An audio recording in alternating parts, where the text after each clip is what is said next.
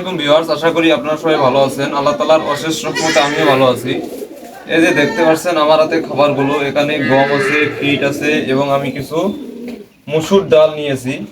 এগুলো নেওয়ার একটা উদ্দেশ্য আছে, সেটা হচ্ছে যে এর আগে আমি একটা কবুতর লালন পালন করেছিলাম। সেটা আমার রুমের ভিতরে রেখে আমি তাকে বড় করেছিলাম। এবারও একটা কবুতর দেখা যায় যে বাচ্চা দেওয়ার 1 সপ্তাহ পর কবুতরের বাচ্চাটিকে আর খাওয়ায় না, না খাওয়ার ফলে বাচ্চাটি শুকিয়ে গেছে, দুর্বল হয়ে গিয়েছে এবং বাচ্চাটাকে এত ঠুকরিয়েছে যে রক্ত বের করে দিয়েছে। তা এই কারণে দেখা যায় যে বাচ্চাটি অসুস্থ হয়ে গিয়েছে। তো বাচ্চাটাকে আমি ট্রিটমেন্ট করতেছি, দেখা যাক বাচ্চাটি সুস্থ হয় কিনা। এই বাচ্চাটিকে দেখা যায় যে আমি বুটের ডাল যেটা আছে সেই বুটের ডালটা আমি কবুতরকে খাওয়াবো। তো আপাতত এখন বুটের ডাল আনা নাই বাসায়, তাই দেখা যায় যে এই খাবারটা আমি খাওয়াচ্ছি। তো দেখেন কিভাবে খাওয়াই কবুতরের বাচ্চাটাকে। আর আপনাদের যদি এরকম সমস্যা হয়ে থাকে যে কবুতর খাওয়াচ্ছে না, তখন আপনারা কিভাবে বাচ্চাকে খাওয়াবেন, আশা করি ভিডিওটি দেখলে আপনারা জানতে পারবেন। এই যে বন্ধুরা, বাচ্চাটি আমি খাঁচার ভিতরে করে আমার রুমের ভিতরে রেখেছি, যাতে সমস্যা না হয়, সবসময় যাতে এটা নজরে থাকে, আমি দেখতে পারি। এই যে বাচ্চাটা দেখতে পাচ্ছেন একদম দুর্বল হয়ে গিয়েছে বাচ্চাটা। এই যে, তো আশা করি বাচ্চাটি এখন সুস্থ। এই যে এদিকে রক্ত বের হয়ে গিয়েছিল, এই যে দেখেন এই যে লোমগুলো তুলে ফেলছে। তো যাই হোক, এখন আমি যাকে কিছু ওষুধ দিয়ে দিয়েছিলাম, এই কারণে দেখা যায় যে এই যে লোম আবার নতুন করে গজাচ্ছে। তো একে আমি যেহেতু সকালে খাইয়েছি, এখন দুপুর টাইম, এখন একে আমি অল্প মাত্রায় খাওয়াবো। এই যে এইভাবে খাওয়াবো, এইভাবে হা করিয়ে মুখের ভিতরে দিলেই দেখা যায় যে এটা খেয়ে নেয়। এই যে দেখতে পাচ্ছেন খাচ্ছে।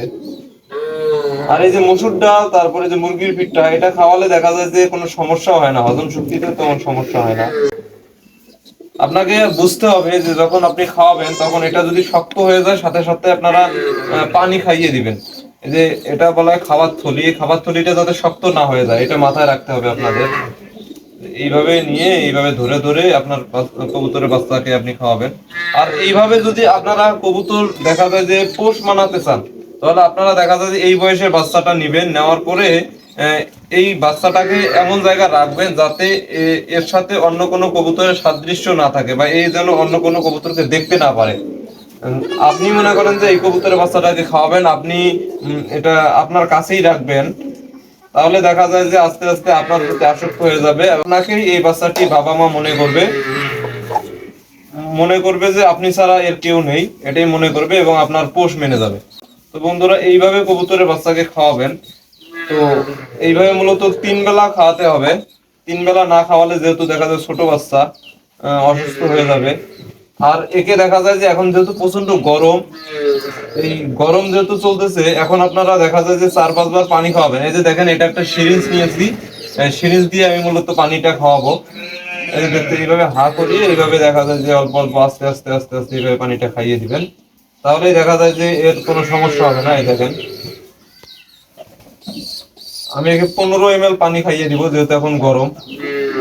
এই যে আবার কিছু খাবার খাইয়ে দিব। আপনারা একবারে খাবার খাওয়াবেন না, একটু করে খাবার খাওয়াবেন, আবার একটু করে পানি খাওয়াবেন। বন্ধুরা, আপনারা যদি কবুতর পোষ মানাতে চান, তাহলে আপনারা এই টেকনিকটা অবলম্বন করবেন, তাহলে দেখা যায় যে আপনার কবুতর পোষ মেনে যাবে। তো বন্ধুরা, ভিডিওটি যদি আপনাদের কাছে ভালো লেগে থাকে, তাহলে অবশ্যই লাইক, কমেন্ট এবং শেয়ার করে দিবেন। আপনাদের সাথে আমার দেখা হবে আমার পরবর্তী কোনো ভিডিওতে। সেই পর্যন্ত আপনারা ভালো থাকবেন, সুস্থ থাকবেন। আল্লাহ হাফেজ।